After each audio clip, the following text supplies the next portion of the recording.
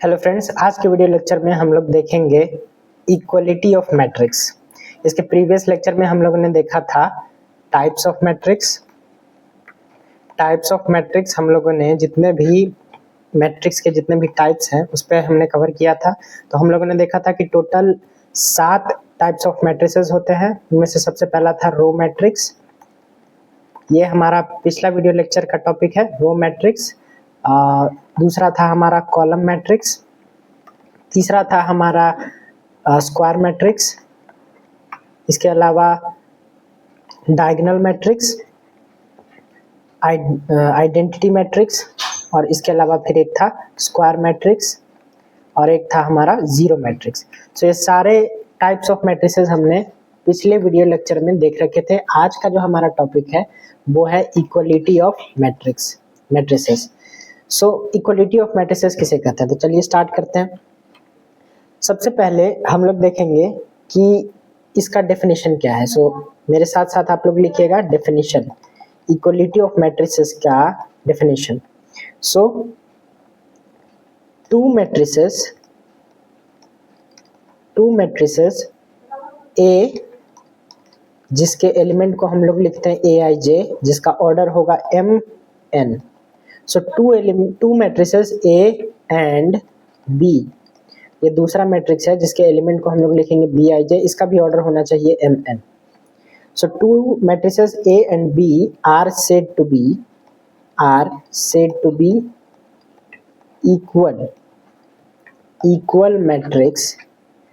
equal matrices if first. अब यहाँ पे देखना है कि यहाँ पे बोला गया है कि दो मैट्रिक्स ए और बी आपस में इक्वल होंगे तब, जब यहाँ पे एक कंडीशन है, जब each element of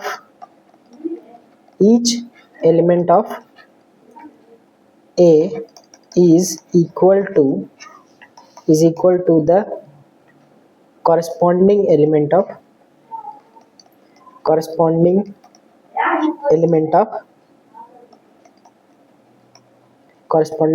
of B। और दूसरा कंडीशन ये है कि they are of the same order. आप इन दोनों कंडीशंस को आगे पीछे करके भी लिख सकते हैं। तो यहाँ पे बोला गया है कि दो मैट्रिसेस ए और बी आपस में तभी इक्वल होंगे जब सबसे पहला कि दोनों सेम ऑर्डर के हों।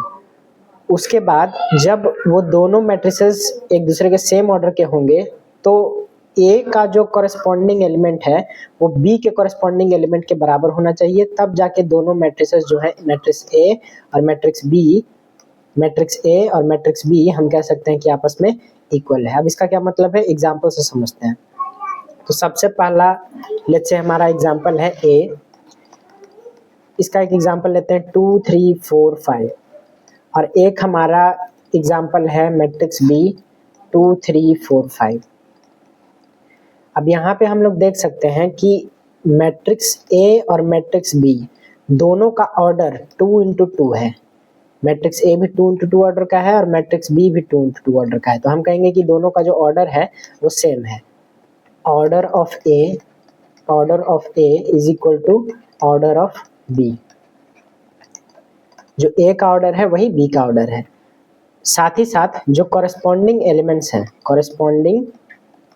एलिमेंट्स, सो जितने भी कॉरेस्पॉन्डिंग एलिमेंट्स हैं, मीन्स जो एलिमेंट जिस पोजीशन पे है वही सेम एलिमेंट दूसरे मैट्रिक्स में उसी पोजीशन पे होने चाहिए। सो अगर हम पहला पोजीशन देखें A11 का, सो A11 का पोजीशन अगर हम देखें तो वो हो जाएगा 2। उसी तरीके से A21 का पोजीशन देखें दोनों में, मैट्रिक्स ए में भी और मैट्रिक्स बी में भी, तो वहाँ पे जो नंबर है वो है 3। उसी तरह A12 का पोजीशन पे जो हमारा नंबर है वो है 3। उसी तरह A21 के पोजीशन पे जो हमारा नंबर है वो है 4, और A22 के पोजीशन पे जो हमारा नंबर है वो है 5।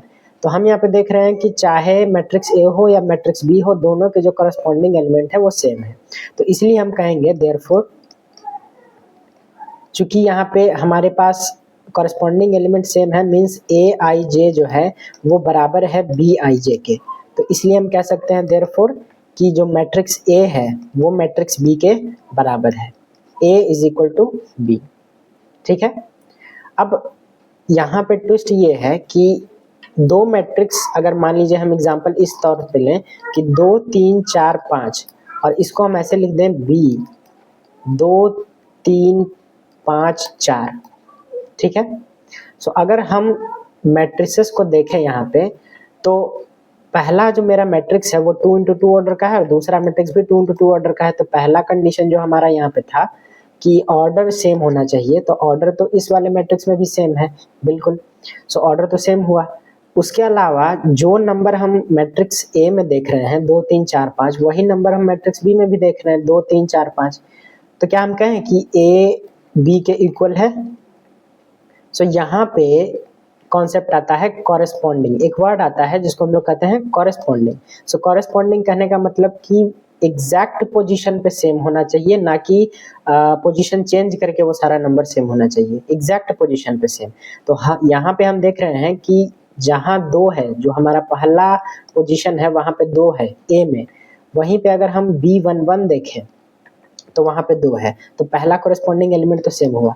लेकिन दूसरा कॉरेस्पॉन्डिंग एलिमेंट देखें A12, तो ए में ये 3 है, लेकिन बी में अगर हम देखें B12 सो वहाँ पे 5 है, तो कॉरेस्पॉन्डिंग एलिमेंट यहाँ पे सेम नहीं है। पहला में सेम था, दूसरा में सेम नहीं है। उसी तरीके से तीसरा में देखें A21, सो ये नंबर है 4, लेकिन अगर बी में देखें तो ये नंबर हो जाएगा हमारा B21 में 3, ये भी सेम नहीं है। और A22 में अगर देखें तो यहाँ पे नंबर है 5, तो B22 में भी ये नंबर जो हो जाएगा ये 4 है, यहाँ पे भी सेम नहीं है। तो हम देख रहे हैं कि अगर एक भी कॉरेस्पॉन्डिंग एलिमेंट सेम नहीं हुआ तो हम कह देंगे कि A not equal to B है, A not equal to B, यानी कि ये नॉट सेम है, ठीक है। सो यहाँ पे हम कहेंगे कि A B के इक्वल नहीं है, A B के सेम नहीं है, यहाँ पे नॉट सेम और नॉट इक्वल भी यहाँ पे लिख सकते हैं। तो आई होप आप लोगों को इक्वलिटी ऑफ मैट्रिक्स समझ में आया होगा। तो चलिए कुछ और एग्जांपल लेते हैं।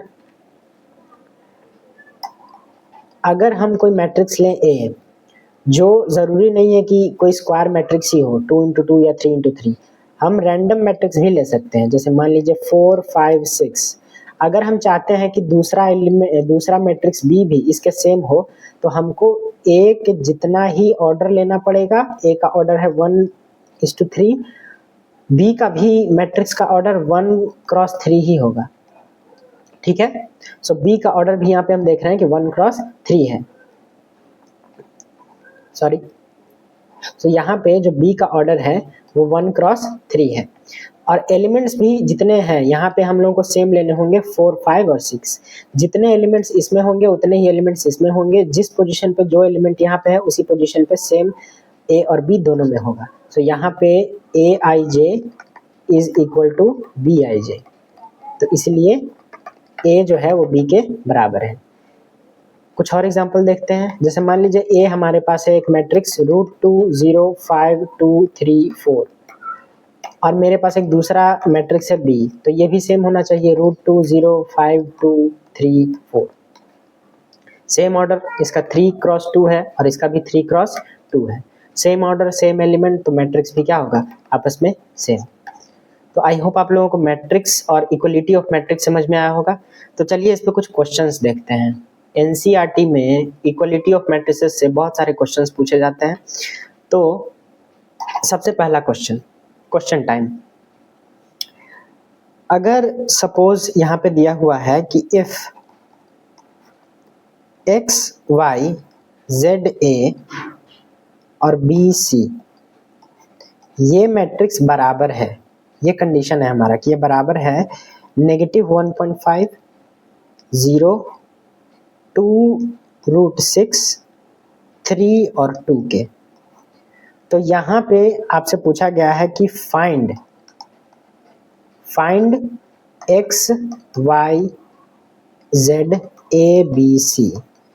तो यहाँ पर जितने भी वेरिएबल्स हैं उन सब का वैल्यू हमें फाइंड करना है। तो ऑब्वियसली जब दोनों मैट्रिक्स आपस में बराबर हो तो हम यहाँ पे कंपेयर कर सकते हैं। सो कंपैरिजन करने पर, कंपैरिजन जब हम करेंगे तो जितने भी एलिमेंट्स हैं कॉरेस्पॉन्डिंग एलिमेंट्स वो आपस में बराबर होंगे। तो यहाँ पे हम देख सकते हैं कि जो x है हमारा उसका वैल्यू है -1.5, यहाँ पे हम लिख देंगे देन x जो आएगा मेरा -1.5 कंपैरिजन करने पर। y का वैल्यू आएगा मेरा 0, उसी तरह z का वैल्यू आ जाएगा मेरा 2, a का वैल्यू आ जाएगा √6, b का कॉरेस्पॉन्डिंग एलिमेंट 3, तो b का वैल्यू 3, c बराबर आ जाएगा 2। सो ये हो गया मेरा कंपैरिजन से answer, as simple as that. अब नेक्स्ट क्वेश्चन, अगर आपको लेट्स से इस तरीके से दे दे x4 2 y is equal to 0 4 2 6, यहाँ से आपको बताना है कि find x and y, find x and y।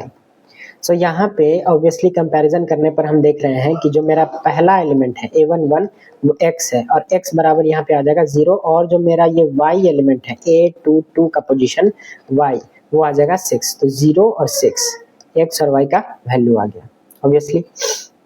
चलिए नेक्स्ट क्वेश्चन देखते हैं। एक क्वेश्चन हमें दिया गया है यहाँ पे, नेक्स्ट स्लाइड में देखते हैं।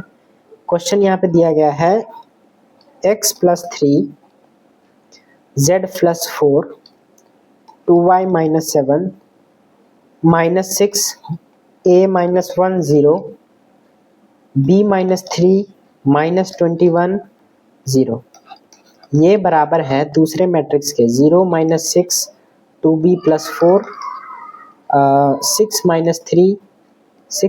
3 और -21 3y - 2 2c + 2 और 0। सो ये हमारा मैट्रिक्स हो गया। अब ये दोनों आपस में इक्वल है, तो इससे हमें कहा गया है कि जितने भी वेरिएबल्स हैं उन सबको फाइंड कीजिए। तो बाय कंपैरिजन अगर हम यहाँ पे कंपेयर करें, सो बाय कंपैरिजन यहाँ पे हम देख रहे हैं कि जो x + 3 है, सबसे पहला एलिमेंट हमारा x + 3, दूसरा एलिमेंट है z + 4, तीसरा एलिमेंट है 2y - 7, ये पूरा टोटल एलिमेंट है x + 3। So x + 3 is equal to हम यहाँ पे देख रहे हैं 0, तो इसलिए यहाँ पे हम देखेंगे कि x बराबर हो जाएगा -3। सो x का वैल्यू तो आ गया -3। उसी तरीके से अगर हम z + 4 को कंपेयर करें, सो z + 4 इज इक्वल टू 6, तो यहाँ पे हम देखेंगे z बराबर 6 - 4 which is equal to 2, so z का वैल्यू भी आ गया। उसी तरीके से 2y - 7 कंपेयर होके यहाँ पे आ जाएगा 2y - 7 is equal to 3y -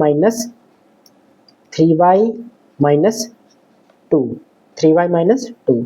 तो जब हम इसको सॉल्व करेंगे तो यहाँ पे हो जाएगा 2 - 7 + 2 is equal to 3y - 2y। ये 2y उधर गया तो -2y हो जाएगा, -2 इधर जाएगा तो +2, यहाँ पे हो जाएगा -5 इज इक्वल टू 3y में से 2y जाएगा तो y। सो यहाँ पे हम देख रहे हैं कि y का वैल्यू जो आ गया वो -5 आ गया। सो y का आंसर भी निकल गया।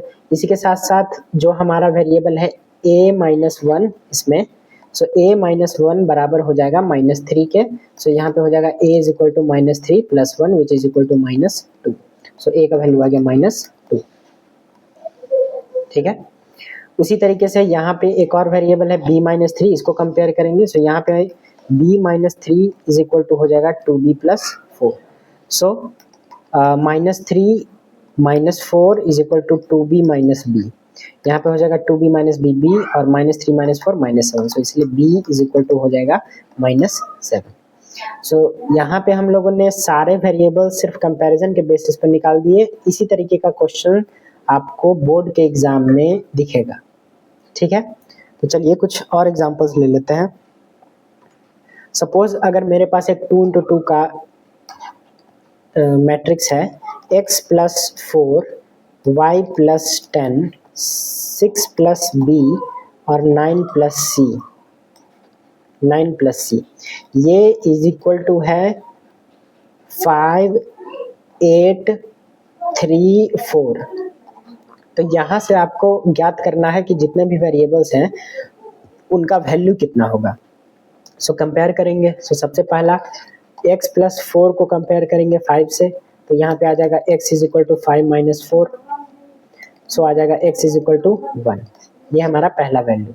इसी तरह दूसरा y + 10 को कंपेयर करेंगे 8 से, so y is equal to 8 - 10, so y is equal to हो जाएगा -2। उसी तरह तीसरा 6 + b को कंपेयर करेंगे 3 से, b रह जाएगा 3 - 6 हो जाएगा, इसलिए हो जाएगा यहाँ पे b इज इक्वल टू -3। 4 जब 9 प्लस सी को कंपेयर करेंगे 4 से तो सी हो जाएगा 4 minus 9 and C is equal to -5। तो आई होप आप लोगों को कंपैरिजन पे जितने भी क्वेश्चंस हैं वो आप लोगों को समझ में आया होगा। चलिए कुछ हार्ड क्वेश्चंस लेते हैं।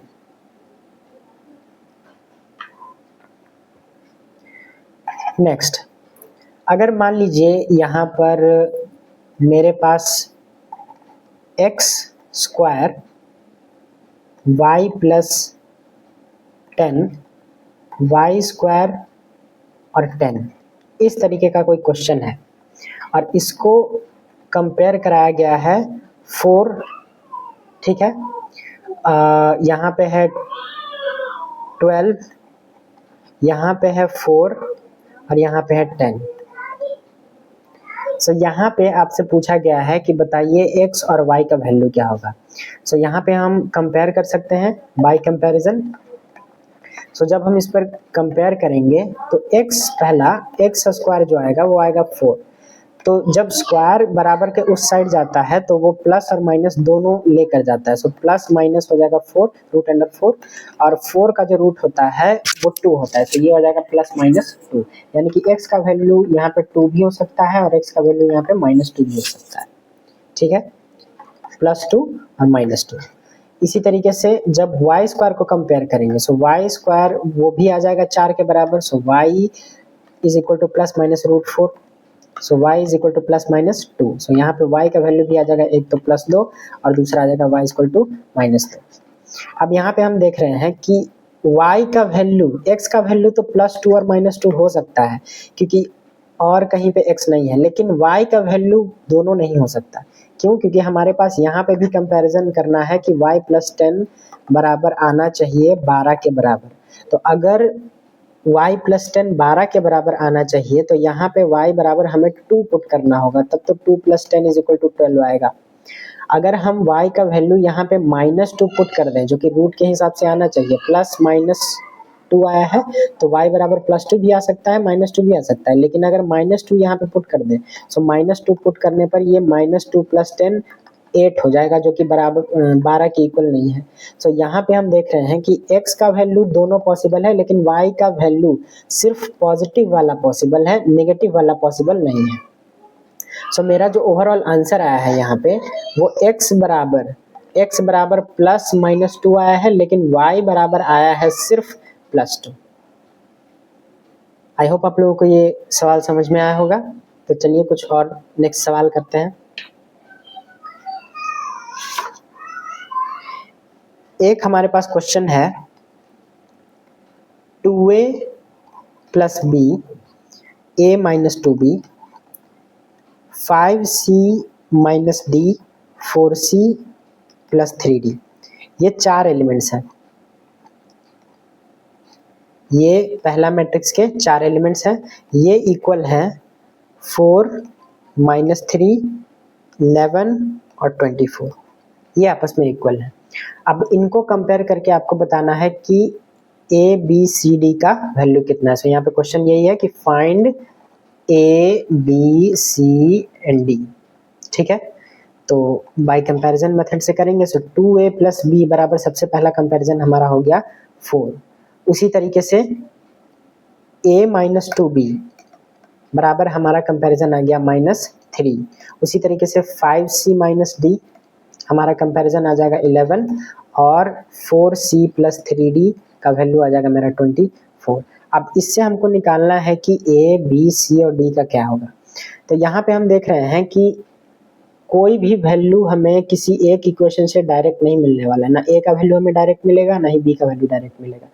हमें यहाँ पे 2 चर वाले रैखिक समीकरण लीनियर इक्वेशन इन 2 वेरिएबल्स का यूज करके a और b का वैल्यू फाइंड करना है और ठीक उसी तरीके से लीनियर इक्वेशन इन 2 वेरिएबल्स को फॉलो करके c और d का वैल्यू फाइंड करना है।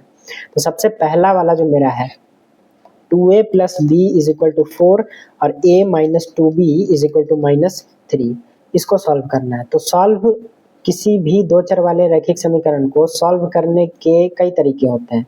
जनरली 10th क्लास में 5 वेज दिए हुए रहते हैं कि एक तुलनात्मक विधि होता है, एक लुप्तीकरण विधि होता है, एक वज्र गुणन विधि होता है, एक प्रतिस्थापन विधि होता है, एलिमिनेशन मेथड, तो किसी भी मेथड से हम ए और बी का फाइंड कर सकते हैं। तो यहाँ पे देखिए, अगर हम इसको लुप्तीकरण विधि से सॉल्व करें, इसको विलोपन विधि भी बोलते हैं, तो हम यहाँ पे किसी एक वेरिएबल को आपस में इक्वल करेंगे और फिर दोनों को आपस में घटा देंगे। तो हमारा ये पहला इक्वेशन है और ये दूसरा इक्वेशन है। सो लेट्स से कि अगर हम 2a और a को कैंसल आउट करना चाहते हैं इस दोनों इक्वेशन में से, तो 2a और 2a यहाँ पे दोनों सेम होना चाहिए। तो उसके लिए हम क्या करेंगे कि इसका कांस्टेंट है 1, कोफिशिएंट है 1 और इसका कोफिशिएंट है 2। तो हम क्या करेंगे कि इक्वेशन 1 को 1 से गुना करेंगे इसके वाले कोफिशिएंट से, और इक्वेशन 2 को पहला वाला a का कोफिशिएंट से गुना करेंगे, यानी कि 2 से गुना करेंगे। तो इससे होगा ये कि दोनों के दोनों a का जो वेरिएबल a है उन दोनों का जो कोफिशिएंट है वो इक्वल हो जाएगा। तो जब यहाँ पे इक्वेशन 1 को 1 से एंड इक्वेशन 2 को 2 से गुना कर रहे हैं, तो हम यहाँ पे देखेंगे कि 1 से जब गुना करेंगे तो ये आ जाएगा 2a plus b is equal to 4। LHS में भी गुना करेंगे और RHS में भी गुना करेंगे। उसी तरीके से जब इक्वेशन 2 को 2 से गुना करेंगे तो यहाँ पे हो जाएगा 2a और माइनस 2 इंटू 2 हो जाएगा 4b और ये 3 इंटू 2 6 माइनस 6। अब ये हमारा बन गया इक्वेशन 3 और 4। अब चूंकि हमारे पास ये दोनों वेरिएबल्स आपस में इक्वल हो गए, उन दोनों का कोफिशिएंट आपस में इक्वल हो गया, तो हम क्या करेंगे कि यहाँ पे इक्वेशन 3 और 4 को घटा देंगे। सो घटाने से ये होगा कि हमारा एक वेरिएबल कैंसल आउट हो जाएगा, वो 0 हो जाएगा और बचेगा सिर्फ एक ही वेरिएबल। उस एक वेरिएबल से हम लोग आंसर निकाल सकते हैं। तो यहाँ पे अगर हम ऐसे करें, इक्वेशन 3 में से इक्वेशन 4 को घटा दें, तो यहाँ पे हो जाएगा 2a plus b is equal to 4, 2a plus b is equal to 4, और यहाँ पे हो जाएगा 2a minus 4b is equal to minus 6, 2a minus 4b is equal to minus 6। अब 3 में से 4 को घटा रहे हैं तो 4 में माइनस का साइन लगेगा। तो होता यह है कि नीचे वाले का जितना भी है साइन वो पलट जाता है। सो अगर ये प्लस में है तो ये माइनस में हो जाएगा, माइनस में है तो प्लस में, ये माइनस में है तो प्लस में। तो यहाँ पे हम देख रहे हैं कि अब घटाइए इसको कि प्लस 2 है माइनस 2 है, तो ये कैंसिल होकर 0 हो जाएगा।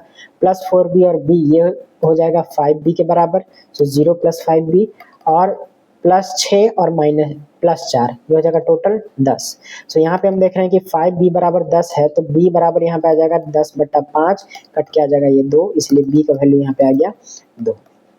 सो अगर b का वैल्यू 2 आ गया है तो अब इस b के वैल्यू को हम लोग इक्वेशन 3 में या इक्वेशन 4 में रख के a का वैल्यू निकाल सकते हैं। ध्यान दीजिएगा, यहाँ पे b के वैल्यू को कभी भी पुराने वाले इक्वेशन फर्स्ट और सेकंड में नहीं रखेंगे, क्योंकि यहाँ पे हम लोगों ने अलग अलग नंबर से गुना किया हुआ है, तो वैल्यू यहाँ पे थोड़ा सा एक्सचेंज हो गया है।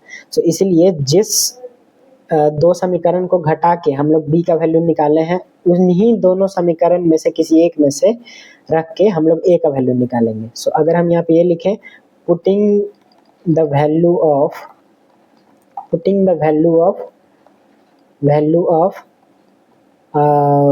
b इन इक्वेशन 3। अगर इक्वेशन 3 में हम b का वैल्यू रखें तो यहाँ पे हो जाएगा 2a प्लस b के जगह 2 है इज इक्वल टू 4। सो यहाँ पे हो जाएगा 2a is equal to 4 minus 2, so 2a is equal to 2, so a बराबर हो जाएगा 2 से 2 कट जाएगा, यहाँ पे आ जाएगा 1। सो a का वैल्यू आ गया मेरा 1। सो यहाँ पे हम देख रहे हैं कि a का वैल्यू भी हमने फाइंड कर लिया और b का वैल्यू भी फाइंड कर लिया। इसके लिए डायरेक्ट इक्वेशन से सॉल्व करने के बजाय हम लोग यहाँ पे दो चर वाले रैखिक समीकरण से हमने इसको सॉल्व किया है, क्योंकि यहाँ पे डबल वेरिएबल्स था, एक ही एलिमेंट्स में हमारे पास दो वेरिएबल्स हैं। तो ठीक उसी तरीके से C और D के जो वेरिएबल्स हैं, जो इक्वेशंस हैं, उनको कंपेयर करके हम लोग C और D का वैल्यू निकाल सकते हैं। सो हमारा पहला ये जो हमारा तीसरा इक्वेशन बना है कंपैरिजन के बाद, 5c minus D equal to 11 and 4c plus 3d equal to 24। So इसको लिख लेते हैं, 5c minus D equal to 11 और 4c plus 3d equal to 24। 4c plus 3d equal to 24। ठीक है, 4c plus 3d equal to 24। यहाँ पे हमारा सपोज ये इक्वेशन 1 हो गया, ये इक्वेशन 2 हो गया। अब अगर इन दोनों को कंपेयर करना है तो ज़रूरी नहीं है कि हम लोग सी पहला वाले वेरिएबल को ही लुप्त करें, दूसरे वाले वेरिएबल को भी हम लोग गायब कर सकते हैं। और ज़रूरी नहीं कि हमेशा घटाए ही, कभी जोड़ के भी हम लोग किसी एक वेरिएबल को कैंसल आउट कर सकते हैं।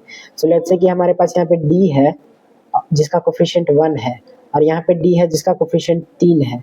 सो अगर हम फर्स्ट वाले को 3 से गुना कर दें और सेकंड वाले को 1 से गुना कर दें, उन दोनों के कोफिशिएंट्स को आपस में समीकरण में ऊपर नीचे गुना कर दें, तो दोनों का जो डी का मान है वो सेम हो जाएगा, बस एक माइनस में हो जाएगा और एक प्लस में हो जाएगा। फिर हम क्या करेंगे कि उसको घटाने के बजाय जोड़ देंगे, तो दोनों कैंसल आउट होकर 0 हो जाएगा। सो यहाँ पे जो हमारा इक्वेशन 1 है उसको हमने 3 से गुना किया, तो ये बन जाएगा 15 5 या 15 सी माइनस 3d बराबर 11 या 33। सो 11 3 जा 33। इक्वेशन सेकंड को हमने 1 से गुना किया तो ये हो जाएगा 4c plus 3d is equal to 24। अब इन दोनों को हम ऐड कर देते हैं, ये हमारा इक्वेशन 3, ये इक्वेशन 4। तो लिखेंगे adding equation 3 and 4। So equation 3 और इक्वेशन 4 को जोड़ने पर यहाँ पे हो जाएगा 15c minus 3d equal to 33 और 4c plus 3d equal to 24। दोनों को जोड़ देंगे तो जोड़ने में तो साइन चेंज होता नहीं है, यहाँ पे 15 और 4 19c हो जाएगा, 3d कट जाएगा, 33 और 24 यहाँ पे हो जाएगा 7 और 5।